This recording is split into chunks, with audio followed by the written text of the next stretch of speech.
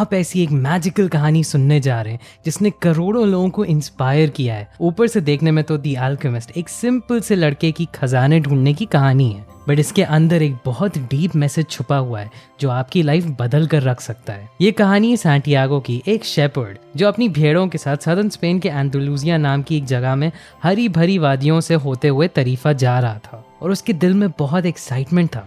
असल में वो एक लड़की से मिलने जा रहा था। उसे उसके काले घुंघरैले बाल याद थे जिसने उसे 1 साल पहले देखा था जब वो उसके फादर को वूल सेल कर रहा था, और 4 दिन बाद तरीफा पहुंच के वो उस लड़की के फादर से उसका हाथ मांगने वाला था। दिन भर चलते हुए रात में सोने के लिए वो कंट्री साइड के एक बंजार चर्च पहुंचता है जिसके बीच में एक बड़ा अंजीर का पेड़ था। वो अपनी भेड़ों के साथ उस पेड़ के नीचे सो जाता है। उस रात उसे एक सपना आता है, वही सपना जो उसे कई सालों से आ रहा है, जहाँ सैंटियागो अपनी भेड़ चलाते हुए इजिप्शियन पिरामिड्स की ओर जा रहा है, जहाँ छुपा एक खजाना है जो सैंटियागो को मिल जाता है।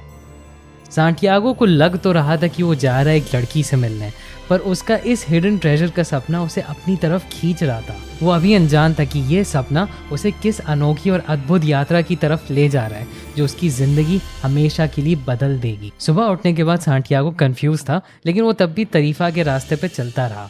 वहाँ उसे रास्ते में एक औरत मिली जिसने ये दावा किया कि वो सैंटियागो को उसके हिडन ट्रेजर तक पहुँचा सकती है। उसके बदले में उस औरत ने कहा कि मुझे ट्रेजर का 10% हिस्सा चाहिए। सैंटियागो की उसकी बात पे यकीन नहीं था, बट फिर भी उसने अग्री किया कि चलो अगर खजाना मिल जाएगा तो मैं इसको 10% दे सकता हूँ। अब मुझे इस सपने की मीनिंग बताओ। वो औरत उससे कहती है, तुम्हें अपना खजाना इजिप्ट के पिरामिड्स में मिलेगा। सैंटियागो ये सुन के बड़ा गुस्सा होता है। ये क्या जवाब है, ये तो मुझे ऑलरेडी पता था, फालतू में मेरा टाइम वेस्ट किया।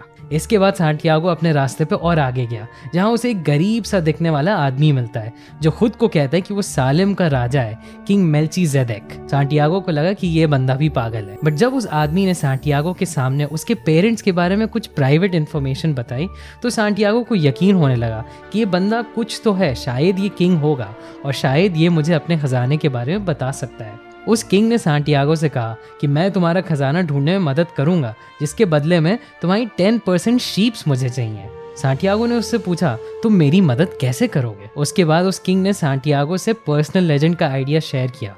पर्सनल लेजेंड कोई ना कोई ऐसी चीज़ होती है जो इंसान हमेशा से पाना चाहता है, कोई ऐसा काम जो वो हमेशा से करना चाहता है, पर जैसे जैसे उसकी उम्र बढ़ती है ये दुनिया उसे सेफ, रिस्पेक्टेबल और प्रैक्टिकल रास्ते पर चलने के लिए मजबूर कर देती है और वो चीज़ उससे दूर चलती चली जाती है। वो काम अधूरा रह जाता है और इंसान अपने पर्सनल लेजेंड के बारे में भूल जाता है। उस किंग ने सैंटियागो को बताया कि जब हम किसी चीज़ को सच्चे दिल से चाहते हैं, अपने पर्सनल लेजेंड के जब पीछे जाते हैं, तो पूरा यूनिवर्स हमें वहाँ तक पहुँचाने में हेल्प करता है। किंग की ये बात सुन के सैंटियागो अगले दिन अपनी शीप्स लेके किंग के सामने पहुंच जाता है।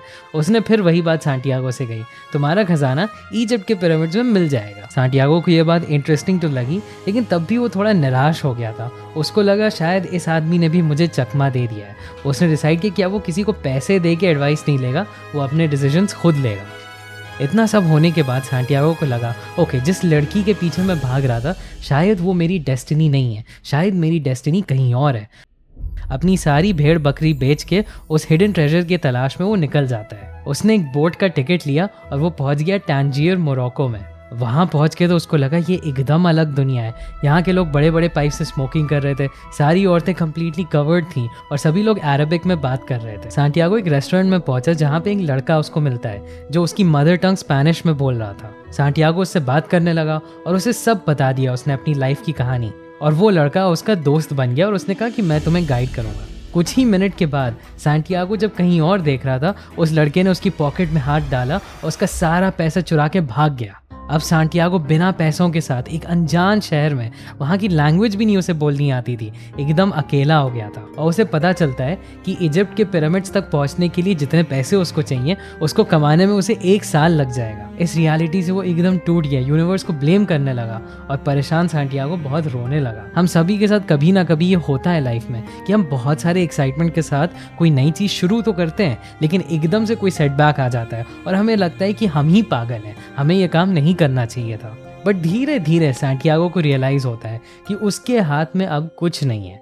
मे बी सब कुछ खत्म हो गया हो, पर ऐसे अनजान शहर में रोने से कुछ बदलने वाला नहीं है। वो जैसे तैसे खुद को संभालते हुए इस नई शहर को एक्सप्लोर करने लगा और ये शहर ही उसके लिए एक नया एडवेंचर बन गया। पैसे कमाने के लिए सांटियागो जॉब ढूंढने लगा और वो एक लोकल क्रिस्टल मर्चेंट की दुकान में गया। वहाँ की क्रिस्टल्स और विंडोज को अपने आप साफ करने लगा। क्योंकि उसने सफाई करके दुकान एकदम चमका दिया था, तुरंत नए कस्टमर्स आने लगे और सामान खरीदने लगे।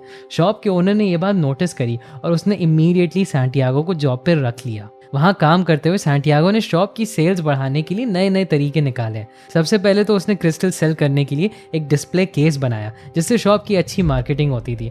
उसके अलावा उसने शॉप में चाय बेचना भी शुरू कर दिया, जिसकी वजह से कस्टमर्स आते थे, चाय पीते थे और वहीं वो क्रिस्टल्स देख देख के कुछ ना कुछ खरीद ही लेते थे।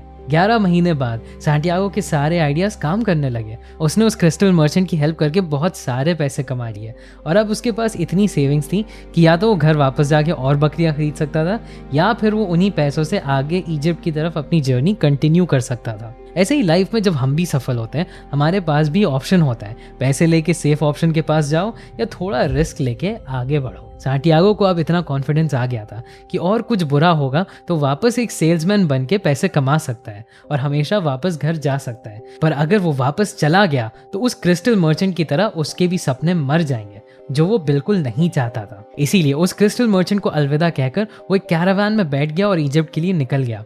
उस कैरावान में करीब 200 लोग थे। सांटियागो के साथ वो सब इजिप्ट जा रहे थे। वहाँ पे उसे एक इंग्लिशमैन भी मिला जो सांटियागो के बैग में वो 2 स्टोन्स देखकर काफ़ी अट्रैक्ट हो गया और वो उसका अच्छा दोस्त बन गया। क्यों?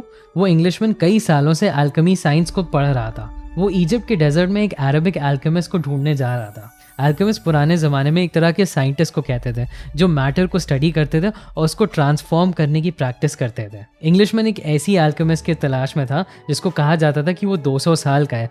उसके पास ऐसी पावर्स हैं कि वो लेड को गोल्ड में बदल सकता है। कैरावान अल फायूम ओएसिस पहुंचकर रुक जाता है। कैरावान के लीडर को ये खबर मिलती है कि डेजर्ट के दूसरे हिस्से में ट्राइबल वॉर शुरू हो गया है, इसीलिए वो कुछ टाइम तक वहीं रुक गए। ओएसिस बहुत ही खूबसूरत जगह थी डेजर्ट के बीच में। वहाँ पे बड़े बड़े पेड़ थे और पानी पीने के लिए कुआं था। इंग्लिशमैन ने ओएसिस पहुँचते ही अल्केमिस्ट की तलाश करनी शुरू कर दी और सांटियागो भी उसकी मदद करने लगा। अल्केमिस्ट का पता पूछते हुए सांटियागो की मुलाकात हुई फातिमा से।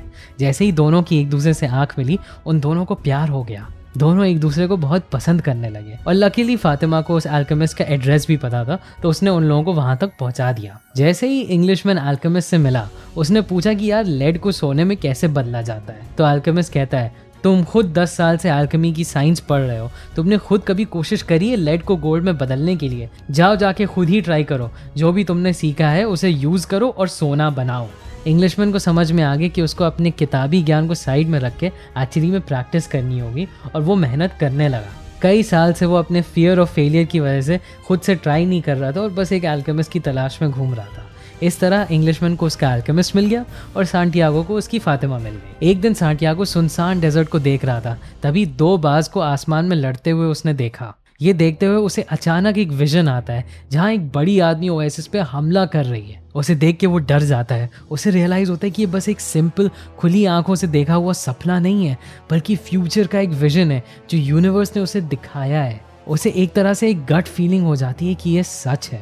सांटियागो तुरंत जाता है 8 चीफ लीडर्स के पास अपने विजन के बारे में बताने के लिए। उसके विजन के बारे में सुन के एक चीफ लीडर ने सांटियागो से कहा, अगर तुम्हारा विजन सच निकला और सच में ओएसिस पे हमला हुआ तो हम तुम्हें 50 सोने के पीसेस देंगे, पर अगर तुम्हारी बात झूठी निकली तो हम तुम्हें यहीं मार डालेंगे। और अगले दिन सांटियागो का विजन सच साबित हुआ। एक आर्मी ने ओएसिस पे अटैक कर दिया, पर क्योंकि ओएसिस की आर्मी पहले से रेडी थी, वो लोग जीत गए। ये होने के बाद सब लोग सांटियागो से इम्प्रेस हो गए। वहाँ के चीफ ने सांटियागो को गोल्ड तो दिया ही और उसे ओएसिस का काउंसलर भी बना दिया। सांटियागो को अब ये बात समझ में आ गई कि हमारा इंट्यूशन या जो विजन्स हमें आते हैं कभी हमें धोखा नहीं देते हैं, बल्कि यूनिवर्स का एक साइन होता है जो हमें अलग अलग जरिए से मिलता है। ओएसिस उसके लिए एक सेफ्टी का साइन था, फातिमा उसके लिए लव और पीस का साइन था, और वो 2 बाज का लड़ना मौत का इशारा था। क्योंकि सांटियागो इन सभी साइंस को अच्छे से इंटरप्रेट कर पाया, उसकी लाइफ बहुत सही जा रही थी। लेकिन इन सब चीज़ों के बावजूद एक प्रॉब्लम अभी भी थी। उसका वो सपना ट्रेजर ढूंढने वाला अभी तक उसको आता था। और वहाँ तक पहुँचने के लिए उसे अपनी फातिमा को और अपनी करंट लाइफ को छोड़ के आगे बढ़ना होगा। वो अल्केमिस्ट के पास गया और अल्केमिस्ट ने उसे समझाया कि अगर तुम अपने ड्रीम को चेज नहीं करते हो तो अपने इस कंफर्ट जोन में तो हमेशा एक रिग्रेट वाली लाइफ जियोगे। फातिमा भी ये बात समझती थी। उसने कहा कि तुम अपने ड्रीम्स को चेज करो, वो चाहे जितनी भी दूर चले जाए वो हमेशा उससे प्यार करेगी। इसके बाद सांटियागो ने फातिमा और ओएसिस को अलविदा किया और अल्केमिस्ट के साथ पिरामिड्स की ओर निकल गया। रास्ते में सांटियागो और अल्केमिस्ट को एक आर्मी रास्ते में मिली और उनको लगा कि ये लोग जासूस हैं और इसी शक में उन्हें मारने की धमकी दी। पर अल्केमिस्ट ने उनसे कहा, इस लड़के में मैजिकल पावर्स हैं जो हवा में कन्वर्ट हो जाती हैं और तुम सबको उखाड़ के ये फेंक सकता है। ये सुनकर आर्मी के कई लोग हंसने लगे। उन्होंने कहा, चलो ठीक है, हम तुम्हें 3 दिन का टाइम देते हैं। अगर 3 दिन में ये लड़का हवा में बदल गया तो हम तुम्हें छोड़ देंगे, वरना यहीं मार देंगे। अब सांटियागो घबरा जाता है। वो कहता है अल्केमिस्ट से कि यार मुझे हवा में बनना नहीं आता है। अल्केमिस्ट कहता है तुम ट्राई करो। वो 1 दिन ट्राई करता है, 2 दिन ट्राई करता है, अपनी आंखें बंद करके बहुत कॉन्सेंट्रेट करने की कोशिश करता है, गॉड से कम्युनिकेट करने की कोशिश करता है, लेकिन कुछ भी नहीं होता है। अचानक से तीसरे दिन एक बहुत तेज़ तूफान आता है जो सभी लोगों को हवा में उड़ा देता है और वो तूफान सांटियागो को उठाता है और दूसरी तरफ तक ले जाता है। ये देखकर आर्मी वाले डर जाते हैं और उसे छोड़ देते हैं। अपनी मंजिल पहुंचने से जस्ट पहले इतने सिवियर टेस्ट को पास करने के बाद सांटियागो का अपने ड्रीम में बिलीव बढ़ गया था। वो खुशी से रोने लगा। अपने डेस्टिनेशन के बहुत करीब सांटियागो और अल्केमिस्ट एक मॉनेस्ट्री में ठहरे थे, जहां अल्केमिस्ट ने लेड को गोल्ड में बदला और थोड़ा सा सोना सांटियागो को देके उसे अलविदा कहा। यहाँ से अपने ट्रेजर तक सांटियागो को अकेले जाना था। सांटियागो जैसे तैसे करके पिरामिड्स तक पहुंच गया। उसकी खुशी का कोई ठिकाना नहीं था। वो पिरामिड के नीचे पहुंचते ही खोदने लगा, पर वहाँ उसे कुछ मिला नहीं। वो खोदता जा रहा था, पर खजाने का नामो निशान ही नहीं था। अचानक कुछ लोग आते हैं और सांटियागो की पॉकेट में सोना देख के उसका सारा सोना छीन लेते हैं और उसे मारने लगते हैं। वो ऑलमोस्ट मरने ही वाला होता है। तभी सांटियागो पागलों की तरह चिल्लाने लगता है, मैंने सपना देखा था, मेरा खजाना है यहाँ, मेरा ट्रेजर है पिरामिड के नीचे।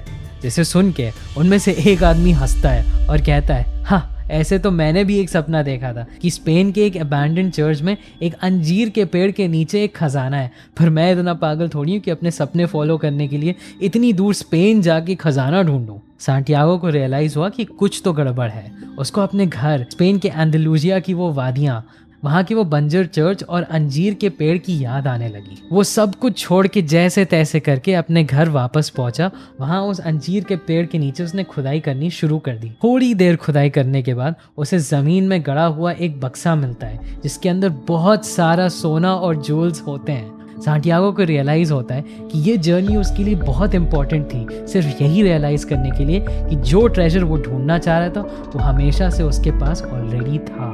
वो ये सारा सोना लेके फातिमा के पास जाता है और उससे शादी करके वहीं रहने लगता है। ज़रूर मुझे कमेंट में बताइएगा कि इस स्टोरी से आपने क्या लेसन लिया। इससे ये कहानी आपको भी याद रहेगी और दूसरे लोगों की भी मदद होगी। अभी के लिए बस इतना ही। ऐसे ही एक कहानी लिटिल प्रिंस की जो आपको ज़रूर इंस्पायर करेगी, जिसको आप यहाँ क्लिक करके देख सकते हैं। Thanks for watching.